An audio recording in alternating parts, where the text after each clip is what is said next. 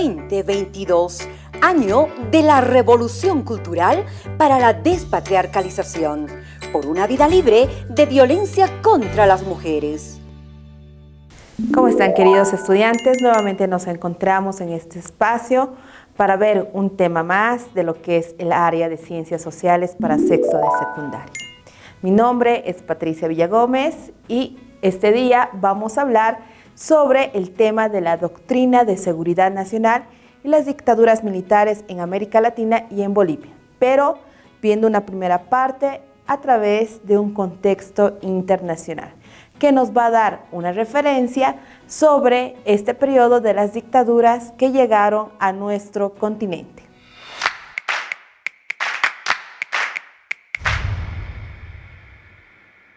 Bueno, empezamos nuestra práctica viendo la siguiente imagen. Esta imagen nos hace una referencia a lo que es la dictadura en América Latina y sobre todo que la dictadura da paso fuerte hacia la democracia. Vamos a empezar con una pregunta muy importante. ¿Qué es una dictadura? Para esto vamos a ver cómo vamos a ir analizando desde un concepto importante para tomar en cuenta todo lo que va a ir transcurriendo en nuestro tema. ¿Qué es una dictadura? Vamos a tomar en cuenta que va a ser un régimen político de una sola persona que va a tener el poder total para someter, en ciertas dificultades para poder tomar en cuenta la promulgación y la modificación de diferentes leyes según sea esta su voluntad. Y por ende vamos a hablar también de qué es en sí una dictadura militar o también relacionada al golpe de Estado. Si hablamos de una dictadura militar, tenemos que tomar en cuenta que la dictadura militar va a ser el tipo de gobierno autoritario que se instaura, pero empleando lo que van a ser las Fuerzas Armadas. Y para esto, obviamente, va a venir la toma del control de las diferentes instituciones, sean ejecutivas, legislativas y judiciales. Esta dictadura militar generalmente va a tener una situación en el ámbito político, social y económico y va a poner al país de una manera tan inestable que prácticamente los militares van a tener el nuevo orden dentro del poder. Para empezar nuestro tema tenemos que tomar muy en cuenta que dentro de lo que es las dictaduras militares se violan muchos derechos humanos, en realidad derechos democráticos, donde prácticamente las personas que tienen la capacidad de poder elegir cuando lleguen a la mayoría de edad, lamentablemente no pueden hacerlo. Todo esto ha sido muy importante dentro de las características que se han ido dando dentro de las dictaduras militares que han ocurrido tanto en el país como en América Latina. Esa corriente de esta forma de gobierno que se van a ir implantando va a ser prácticamente una consecuencia que se va a ir dando en el mundo a través de lo que va a ser la Guerra Fría. Para esto sabemos muy bien que este periodo de las dictaduras va a empezar a partir de 1960, y que va a tener su gran apogeo alrededor de los años de 1970, producidos en América Latina, Particularmente tenemos que tomar en cuenta que estos regímenes militares en la historia van a entrar con mucha fuerza, donde los diferentes factores que se van a ir dando en el contexto van a ir también siendo a causa del surgimiento de estos movimientos radicales con pensamiento socialista y comunista.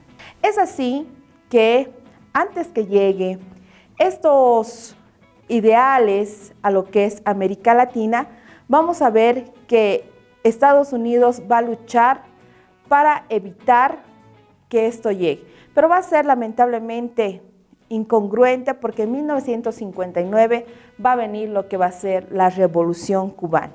Esta revolución que prácticamente va a proclamar el pensamiento socialista en América Latina, en la isla más grande del Caribe, y va a tener repercusión con otros países, como ser Perú, Argentina, Colombia, Venezuela, Nicaragua, Guatemala e incluso Bolivia. Pero al ver todo este movimiento que se estaba dando, Estados Unidos va a hacer una contraofensiva al socialismo a gran escala. Primero, va a ir implantando políticas, como ya habíamos hablado en el Plan Marshall, que prácticamente los va a implementar en América Latina, a través de créditos condicionados a los países para poder él tener influencia dentro de los países de América Latina y evitar la alianza con lo que va a ser la Unión de Repúblicas Socialistas Soviéticas. Para esto, vemos que esta alianza va a ser una alianza de progreso, una alianza que se espera, ¿no?, que a través de estos créditos que están destinados a la economía de los países, prácticamente se puedan invertir, ¿no? Pero muchos de estos capitales eran capitales que eran de empresas privadas y estaban dirigidas a los diferentes sectores primarios de las economías de estos países. Que primero, obviamente, se habló de la extracción de materias primas para las exportaciones. En un principio era una idea potencial, pero lamentablemente esto también generó mucha pobreza en estos países de América Latina. Por diferentes razones vamos a ir viendo que la gente, al ver que estos proyectos no estaban teniendo avances positivos, van a ver que la radicalización de las diferentes masas y al igual que la Revolución Cubana que se estaba dando en 1959, van a ver como proyectos revolucionarios de cambio y de solución a los problemas que se estaban ejerciendo dentro de la economía de cada uno de estos países. Para esto, al ver que había cierta represión por parte de estos, Estados Unidos va a generar una nueva estrategia, una estrategia de avance revolucionario en Latinoamérica, que va a darse a través de una cooperación y asesoramiento militar a todos los países de Latinoamérica, donde estaban inmiscuidos los militares de los diferentes países. Y es aquí que Estados Unidos va a brindar cursos a los militares de todos estos países con el objetivo de implementar una estrategia de desarrollo y protección.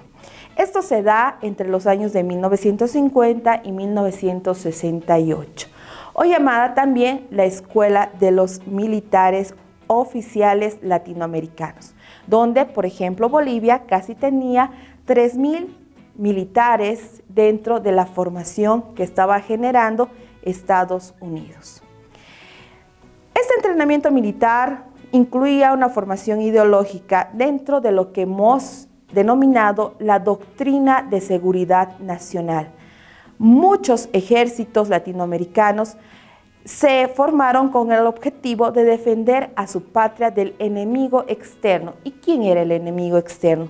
Estábamos hablando del comunismo internacional que estaba prácticamente irradiando en todo el mundo.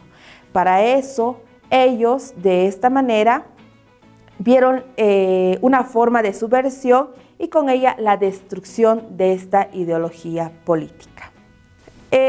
Tomemos en cuenta también que Estados Unidos fortaleció lo que fue el financiamiento de lo que va a ser estos jefes militares, ¿no?, tomando un rol político en las sociedades de cada uno de ellos.